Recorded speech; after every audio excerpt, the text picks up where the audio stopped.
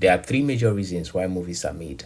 At the conscious level, at the surface level, it is for entertainment. And that is why majority of people go to watch movies, okay, to get entertained. But at the unconscious level, there are messages being sent out. Some are to private individuals, to a certain group of people, some is to the public, okay? And this relates to all movies, Christian movies, secular movies. There's a message being sent. Then at the subconscious level, that is where indoctrination takes place. That is where subliminal, programming happens. Keep in mind that the enemy has to show their plans before they execute. Just as God shows his plan for humanity through the word of God, through the Bible, the enemy uses movies to show his plan. But the people are too asleep to receive the messages. And so movies are now used to mock the people because they can't receive the message. They are too asleep. And example is like COVID. COVID was shown years in movies before it happened in real life. Before the 9/11, it was shown in movies. The future plans of the enemy are still revealed through movies. So behind every movie you watch, there's a hidden agenda coming from the influencers of the movies. Talking about the fallen angels, those who actually control the systems of this world. Let's take this movie, Aquaman, for example. They say everybody's good at something. Me? I talk to fish. That's how I met my friend Storm. Met a woman, I fell in love. The next thing I know, we're getting married and having a kid. This little guy's the best thing that ever happened to me. He meets a siren. They fell in love, they got married. She's giving birth in the waters. In the waters. Did you notice that? She's giving birth in the waters. A siren giving birth in the waters. The mother is the queen, literally. Then you have a hybrid, two hybrids now. Okay, family of mixing iron and clay. Okay, he's the king of the ocean. And then he is cool on earth. Okay, but all this is just part of entertainment, right? So they are showing you the city under the ocean, and they've done this with another movie. I've forgotten the name, and they tell you the truth in plain sight. Okay, so all this is part of distractions. That's how movies are made. There's the distraction and there's the message. So the theme of the movie is about global warming. Okay, greenhouse emission, and the only people who could solve the problem are the ocean people. That's the message. So all this is just distraction. The talking is just distraction. This is the important part.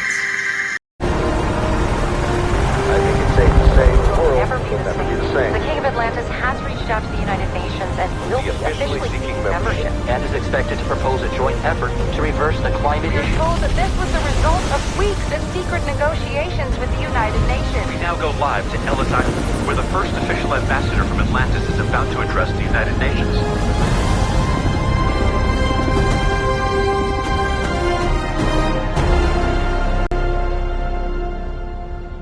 I come here today as a representative of two worlds, the land and the sea. And I stand here as proof change is coming to both. And I am calling for global unity for a global crisis, to finally bring harmony between us and the natural balance of our world. Atlantis stands ready to help contribute its science and technology. With your knowledge of the air and our knowledge of the seas, together we can write the next chapter in our story, rather than its ending. Sometimes it's going to seem like our differences are too extreme, but all we have to do is look beneath the surface to see that we're all here on this planet with the same goals and aspirations. Even when our customs might seem strange and unfamiliar. Cheeseburger, extra greasy like you asked for. United Nations and the water people. Now this is the Nephilim standing in front of humans. Okay, and they are applauding. So they are agreeing with the Nephilim. You get the point. So he's in the world stage. The Antichrist will come, the beast will come out of the sea. Okay. Revelation chapter 13 verse 1. Then I stood on the sand of the sea, and I saw a beast rising up out of the sea, having 7 heads and 10 horns, and on his horns 10 crowns, and on his heads a blasphemous name. Now, you must understand the dual kingdom principle. There's the mundane perspective and the supernatural perspective. So when John says sand of the sea, on the mundane perspective, it means literal sand of the sea. And then from the spiritual perspective, it means the sea of people. Okay. And the beast will be coming from Europe. Okay. The sea of people. So that is what it means. And remember that the dragon and the beast will be coming out from the sea. So the beast rising up out of the sea. If you connect it with the video, you understand what I mean. So having 7 heads here, okay, United Nations, he will be connected, he will be given power by the United Nations, by the European nations, okay, and he will have authority over the earth. So the person of the Antichrist is not purely human, okay, he will be from the seed of the dragon. That is a different topic on its own. And he will be accepted, he will be loved. And then they are showing you all the different peoples of the world, how they are being his message is accepted. That's the same way the Antichrist, when he comes, okay, he will come with new ideas, he will come with new inspiration. Remember, he's coming by the power of Satan, okay, and all the people will fall to his fine speech. Okay, so they are trying to merge the water people and the earth people. So you have foreigners, tars, reptilians, water people seated amongst the weeds, looking. And by overcoming our prejudices, we'll become stronger and learn more about ourselves. We can seize this moment to create a better, more hopeful future for our children and our families. My name is Arthur Curry.